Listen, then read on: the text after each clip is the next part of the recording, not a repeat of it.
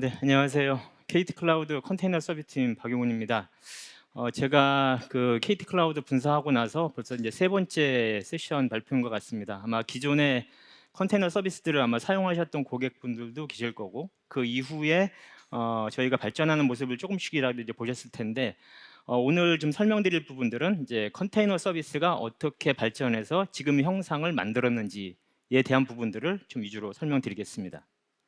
아마 먼저 기존에 사용하셨던 그 K2P 고객들도 아마 여기 계실 수도 있을 것 같은데, K2P 같은 경우는 이제 기존의 상품들을 보게 되면은 쿠버네티스 상품을 기준으로 해서 추가적으로 그 컨테이너 서비스를 이제 프로비저닝할 수 있고, 경우에 따라 노드를 추가하기도 하고, 또 거기에 이제 관련된 어떤 각종 여러 가지 오픈 소스들, 예를 들면 매트릭이라든지 로깅, 뭐 서비스 메시, 데브옵스, 레지스트리, 이런 부분들을 이용해서 클라우드 네이티브에서 요청하시는 그런 상품들을 지속적으로 아마 사용하셔 오셨을 거고, 아키텍처링적으로도 아마 그런 부분들에 대해서 아마 충분하게 경험을 해보셨을 겁니다.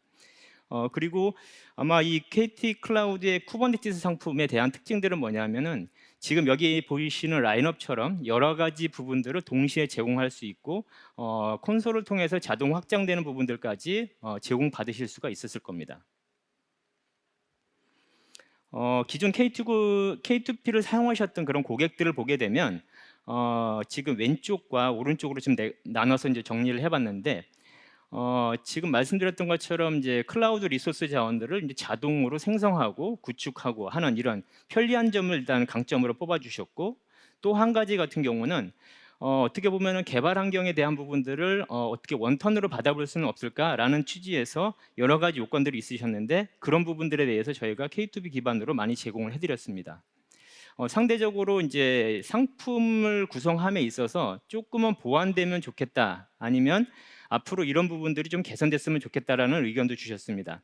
거기에 보게 되면은 가장 좀 돋보이는 부분들이 자동 설정이다 보니까 고객분들이 직접 운영하셔야 되는 그런 부담감이 좀 있으셨을 겁니다. 그 부담감에 대해서 조금 해소하고 싶다라는 부분들이 아마 K2P를 사용하시면서의 그런 불편한 점이었던 것 같습니다.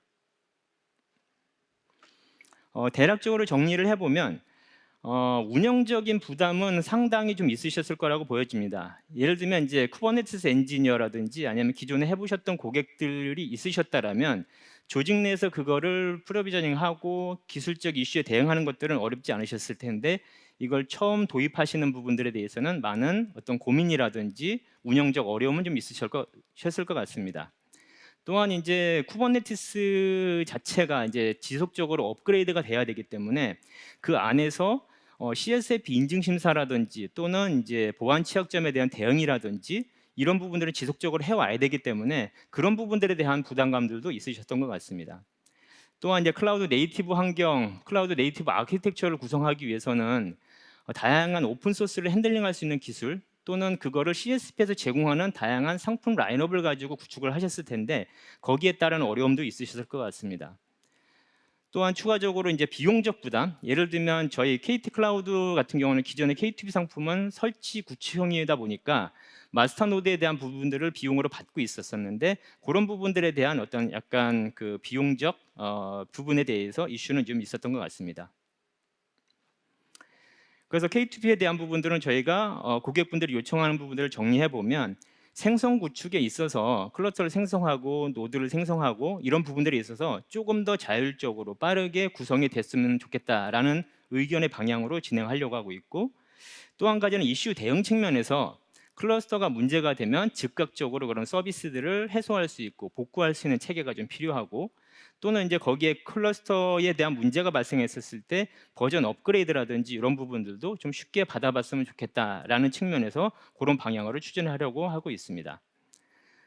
개발 환경 측면에서는 여러 가지 복잡한 운영 환경이 있기 때문에 이거를 이제 운영 부분들을 KT 클라우드가 해소를 해드리게 되면, 개발적인 측면에 대해서는 개발자분들은 개발에만 집중할 수 있는 그런 환경으로 구축될 수 있을 것 같습니다. 그럼 상품의 변화가 어떻게 됐는지 이제 지금부터 알아보도록 하겠습니다. 아래쪽에 보게 되면은 K2P 기존의 클러스터와 그다음에 매니지드 KS 요 클러스터에 대한 모양이 나와 있는데 파란색 부분으로 보게 되면 전반적인 관리 포인트들은 고객 입장에서는 많이 줄어들게 되어 있습니다. 그 관리 포인트가 줄어든다는 것은 결국은 컨트롤 플랜 영역에 해당되는 마스터 노드를 KT 클라우드가 직접 운영을 해주고 그 운영되었던 부분들을 갖다가 문제가 되는 부분들을 조치해주고 그다음에 업그레이드 해주는 이런 역할들을 수행하기 때문에 관리 영역이 많이 축소된다고 보시면 될 것 같습니다. 그다음 윗단의 부분에 옵션 상품의 다양한 라인업들이 있는데 기존 K2P에서는 상품을 통해서 이런 부분들을 제공받으셨습니다. 앞으로도 이런 상품들은 지속적으로 유지될 예정이긴 하지만 저희가 매니지드 KS로 전환이 될 때는 KT 클라우드의 마켓플레이스에 있는 상품들 또는 이제 기술 지원 체계를 통해서 이 영역에 대한 부분들을 메꿔나갈 계획입니다. 왼쪽과 오른쪽으로 지금 나눠봤습니다. K2P 관련된 부분들은 이제 고객이 직접 운영하셔야 된다는 그런 부담감이 좀 있으신 거고, 매니지드 KS 같은 경우는 고객의 컨트롤 플랜 영역은 KT 클라우드가 직접 운영을 해드리고 워커로드에 해당되는 부분들은 고객이 운영하셔야 되는 부분들로 이제 자리 잡고 있습니다. 설치 구성에 있어서는 자동화 프로비저닝을 지금도 역시 똑같이 제공을 하기 때문에 큰 변화는 없습니다. 업그레이드 측면에서도 또는 보안 폐지 측면에서도 예전에는 고객이 이런 부분을 직접 구성하셨다고 하면은 이제 앞으로는 자동화된 체계를 가지고서 업그레이드 하시고 그다음에 고객에 대한 컨트롤 플랜 영역은 KT 클라우드로부터 운영 지원을 받으실 수 있다라고 보시면 좋을 것 같습니다. 그다음에 비용적인 부분들에 대해서는 큰 차이는 컨트롤 플랜 영역 마스터 노드에 해당되는 부분들을 비용을 차지하지 않는다라는 것들로 인지해 주시면 좋을 것 같습니다. 저희가 이제 매니지드 KS 상품을 만들기 위해서 여러 가지 내부 오퍼레이터를 많이 장착을 했습니다. 결국 최근 추세들은 많은 클라우드 리소스 자원들을 얼마나 빠르게 운영을 해야 되고 문제가 되면 즉각 조치할 수 있는 체계가 돼야 되기 때문에 그런 컨셉을 가지고서 지금 여기 파란색 박스로 표시되어 있는 8개 모듈을 가지고서 저희가 구성을 하였고 그 구성된 모듈이 각각 오퍼레이팅 역할을 하면서 자동화 업그레이드, 자동화 조치 이런 부분들을 수행하게 되어 있습니다. 이 자세한 내용의 모듈들은 뒤에서 다시 설명드리겠습니다. 개발 방향성의 크게 첫 번째를 보게 되면은 클러스터 운영을 안정적으로 자동화된 측면에서 운영하자라는 컨셉 하나. 그다음에 컨트롤 플랜 영역에 대해서 엔진 업그레이드와 보안 취약점은 KT 클라우드가 직접 수행하고 그걸 고객분들한테 알지 못하게 노티한다라는 것. 그다음에 리소스 부족이 됐었을 때는 언제든지 저희가 자동 스펙업을 마련해서 클러스터에 문제가 되지 않도록 조치한다라는 컨셉을 가지고서 진행을 했습니다.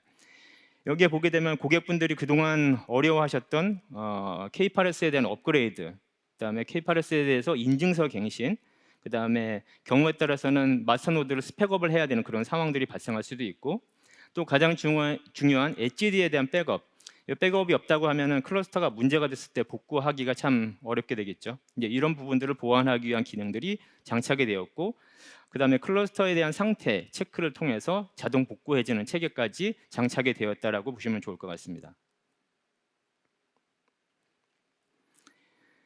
저희가 아까 앞에 8가지 모듈을 말씀드렸는데 모듈에 대한 부분들은 먼저 첫 번째 모듈이 오센티케이터 모듈입니다. 이 부분들은 저희가 클러스터를 프로비저닝하고 그다음에 만들고 노드를 추가 확장할 때 클라우드에 있는 다양한 리소스 자원들, 서버, 네트워크, 스토리지, API 등에 대한 부분들을 직접적으로 핸들링을 해야 되기 때문에 그런 부분들을 여기 보시는 것처럼 기본적으로 시큐리티 키라든지 API 키를 기반으로 해서 리소스를 핸들링할 수 있는 권한을 토큰으로 받고 그 토큰을 가지고서 다양한 리소스를 핸들링할 수 있는 구조로 구성이 되어 있다라고 보시면 좋을 것 같습니다.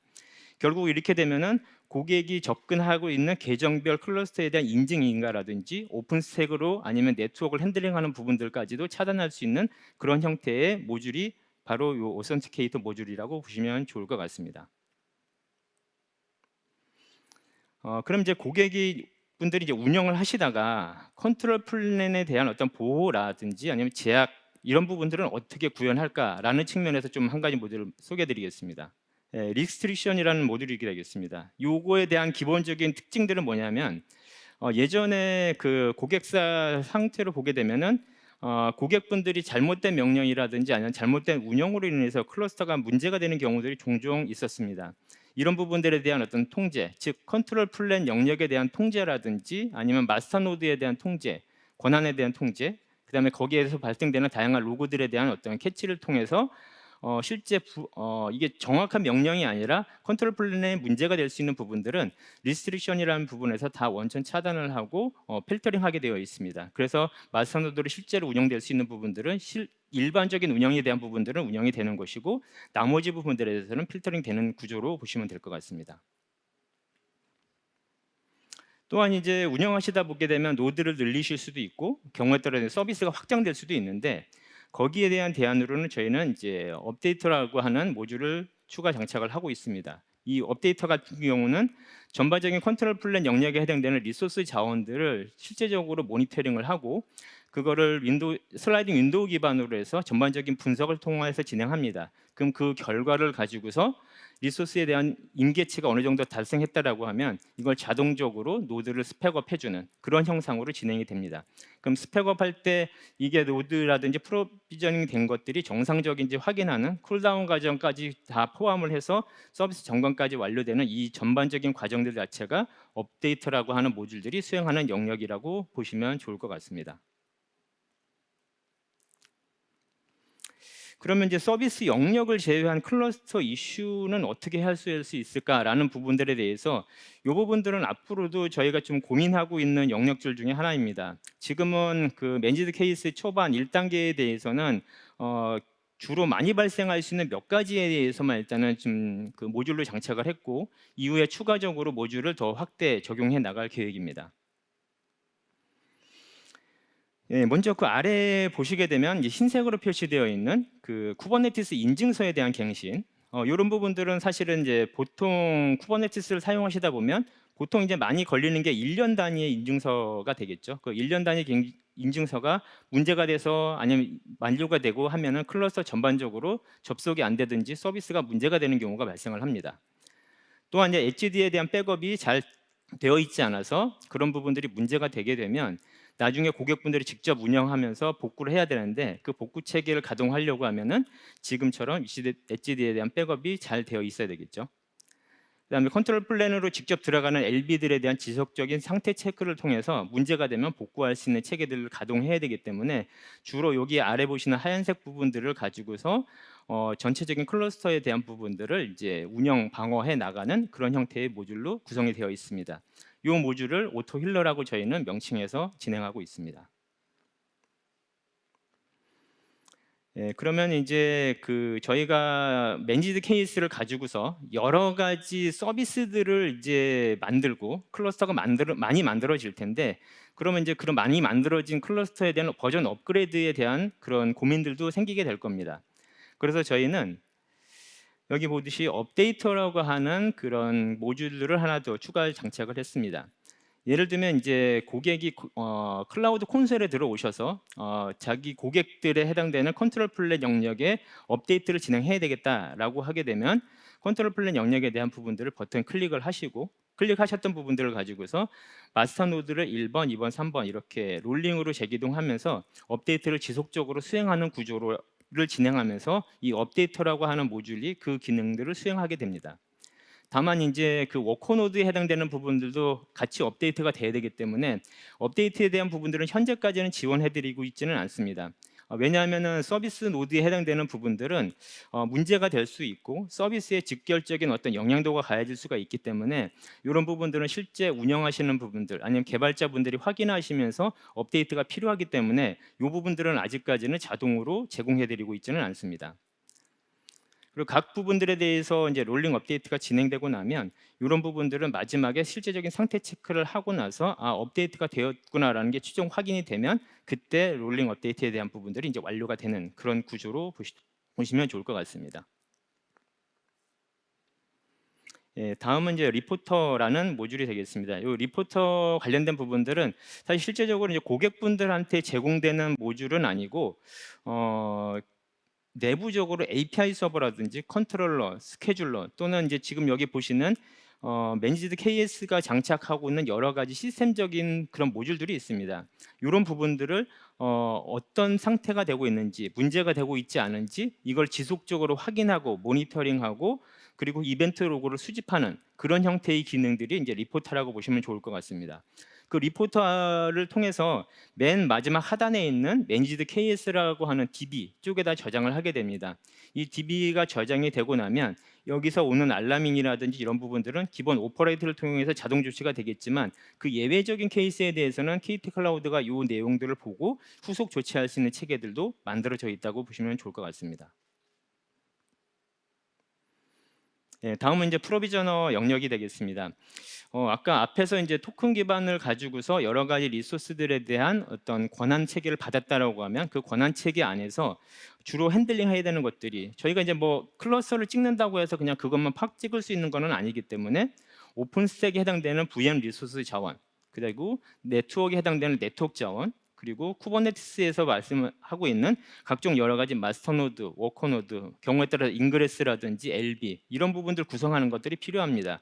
그런 부분들을 이 프로비저너라는 것들이 담당을 하고 있고, 기본적으로 초반에 클러스터를 생성하는 구조 말고 추가적으로 노드를 추가한다든지 필요가 없어서 노드를 삭제한다든지 이런 부분들도 이 프로비저너라는 것들이 담당한다라고 보시면 좋을 것 같습니다.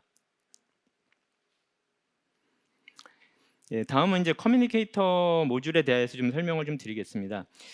아직 이제 맨지드 KS 같은 경우는 저희가 넥스트 기반으로 올라가 있지 않기 때문에 지금 현재는 이제 클래식 환경에서 이런 그 맨지드 KS 상품을 제공할 예정인데요.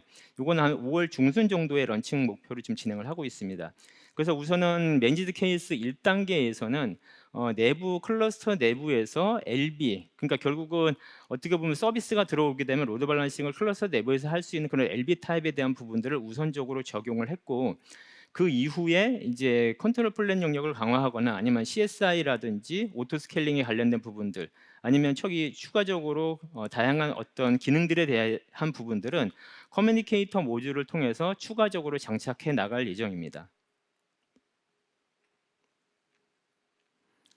이렇게 됐었을 때 매니지 케이스를 적용했었을 때 가장 큰 변화가 되는 부분들은 구축 범위가 되겠습니다. 기존에는 클러스터만 구축을 해드렸다라고 하면 고객분들께는 보이질 않지만 아까 주요 모듈 8개들이 장착이 돼서 다양한 자동화 운영이라든지 문제가 됐었을 때 자동 조치하는 이런 부분들이 같이 장착돼서 제공이 된다라고 보시면 좋을 것 같습니다.